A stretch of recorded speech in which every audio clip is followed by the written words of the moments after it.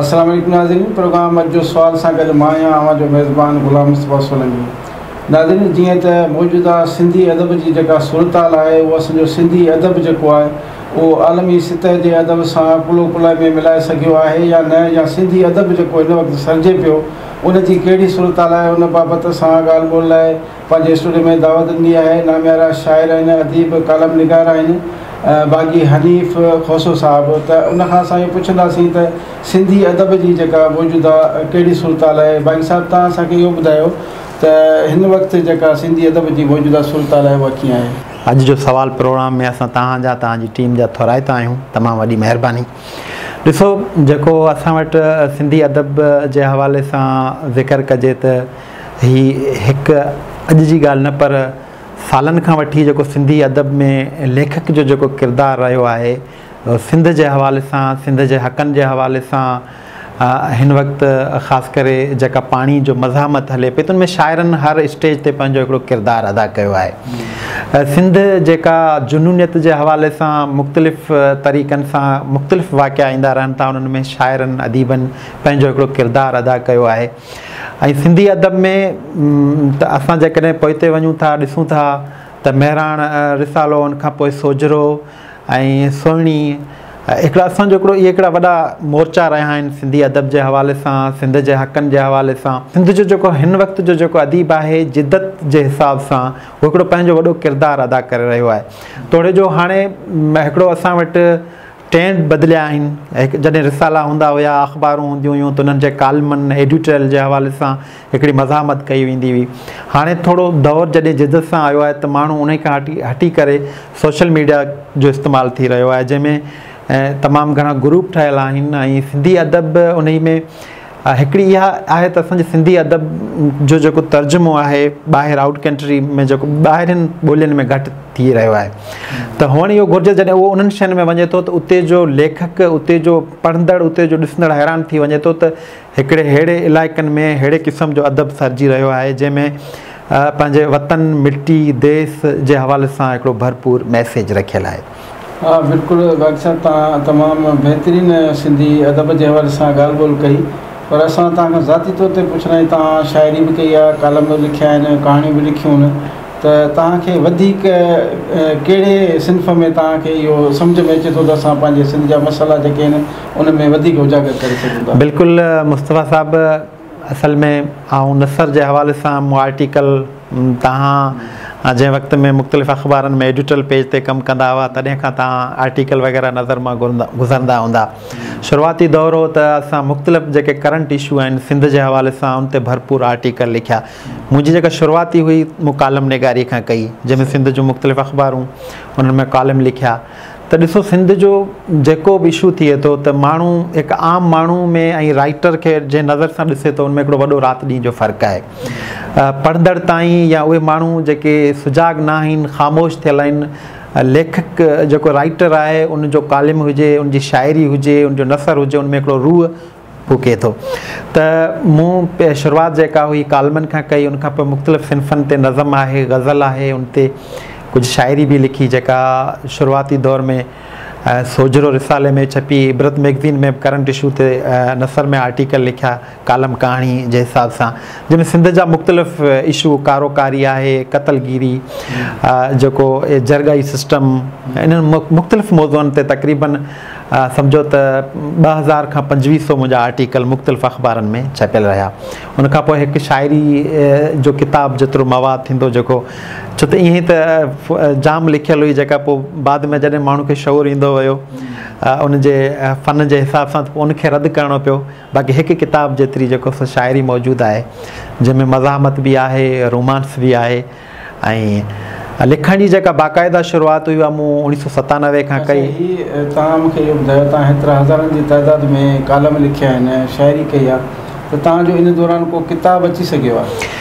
किताब तरतीब ॾिनल आहिनि, कुझु ज़ाती मसरूफ़ियात जे करे जेको सो न छपाए सघिया आहियूं। त तक़रीबन मुंहिंजो 6 किताबनि जेतिरो मवादु आहे, जंहिंमें हिकिड़ो शाइरी जो आहे ऐं तक़रीबन 3 खनि जेके माना आर्टिकल अहिड़ा, हिकिड़ा त करंट इशू ते हूंदा आहिनि, ॿिया अहिड़ा जेके कुझु यादगार शख़्सियतनि ते लिखिया विया या कुझु अहिड़ा जिन खे हिकिड़ो तारीख़ी हिसाब सां ॾिसी सघिजे। उनमें 3 किताब कालमनि जेतिरा थींदा ऐं 2 मुंहिंजा जेके नावेल आहिनि में हिकिड़ो इबरत मैगज़ीन में छपियल हुयो, देस न विसरियो दिलि जे पोयां, हिकिड़ो उते छपियल हुयो, ऐं हिकु नावेल आहे जेको अणछपियल आहे, ऐं उनखां सवाइ हिकिड़ो आत्मकथा आहे, उन जो बुक आहे, उहो बि पिणु माना सॼो आहे पर अणछपियल आहे अञा। त तक़रीबन माना जेको मूं तरतीब ॾिनल आहिनि 8 खनि किताब थींदा जेके तरतीब ॾिना आहिनि। माशाअल्लाह, तव्हां एॾा सारा किताब लिखिया ऐं रखी छॾिया महफ़ूज़ जे माना मुख़्तलिफ़ अख़बारनि में या इन में छपिया रिसालनि में, पर इनखे बाक़ाइदा किताबी सूरत में आणणु तव्हां कंहिं इदारनि सां राब्तो कयो, किथे तव्हांजा जेकॾहिं सरकारी तौर ते को किताब छपिजे या का अहिड़ी पब्लिकेशन हुजे जेका तव्हांजा किताब छपे त बिल्कुलु थियो? जी, मुस्तफ़ा साहिबु असल में इहो ई हूंदो आहे त किताब जॾहिं लेखक वटि हूंदो आहे त सम्झो उहो लेखक ताईं महदूद हूंदो आहे, जॾहिं हू छपिबो आहे त हू शौरी तौरु हज़ारे हथनि ताईं पहुचंदो आहे। ऐं कंहिं केॾी न सुठी ॻाल्हि कई हुई त जेकॾहिं ग़ुलाम मुस्तफ़ा साहिबु अकेलो आहे, उनजा 500 किताब छपियल आहिनि त 500 ग़ुलाम मुस्तफ़ा मुख़्तलिफ़ जॻहियुनि ते मुख़्तलिफ़ माण्हुनि में मौजूदु हूंदा आहिनि।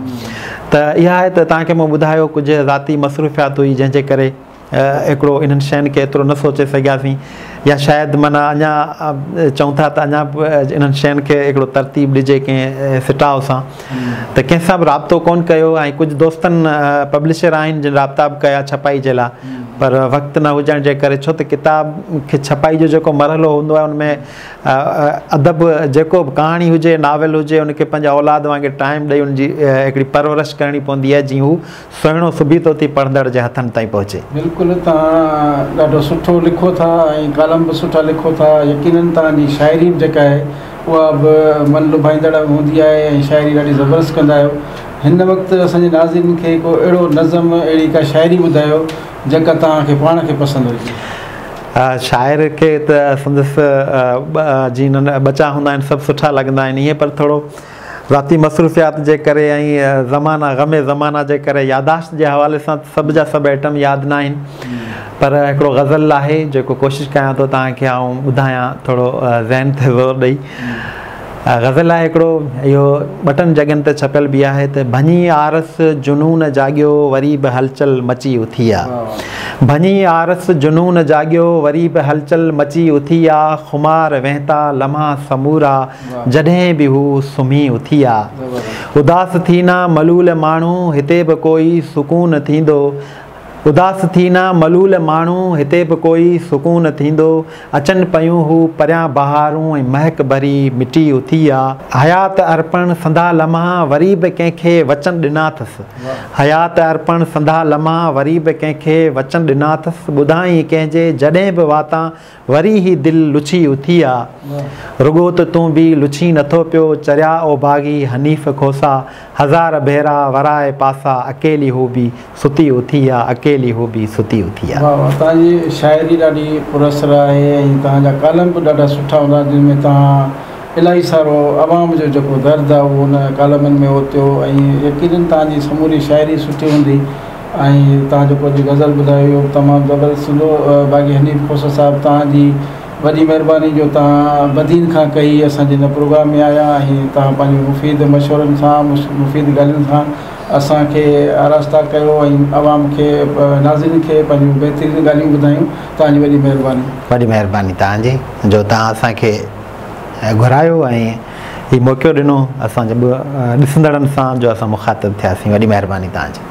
नाज़रीन, तव्हां असांजे महिमान नामियारे शाइर, कालम निगार ऐं अदीब बाग़ी हनीफ़ खोसे जूं ॻाल्हियूं ॿुधियूं ऐं संदसि इहो चवणु आहे त कालम हुजे, कहाणी हुजे या शाइरी हुजे, उहा ई बहितरीन हूंदी आहे जेका आवाम जे दिलनि में घर करे वञे। सो बाग़ी हनीफ़ खोसो उहो कालम निगार आहे जंहिंजा शुरू खां वठी जॾहिं अख़बार में कालम छपजंदा हुया त माण्हू जेके आहिनि उनखे शौक़ सां पढ़ंदा हुया। हिन जे कालमनि वॾो मुआशिरे में तब्दीली जो मक़ाम पैदा कयो ऐं तब्दीली आंदी।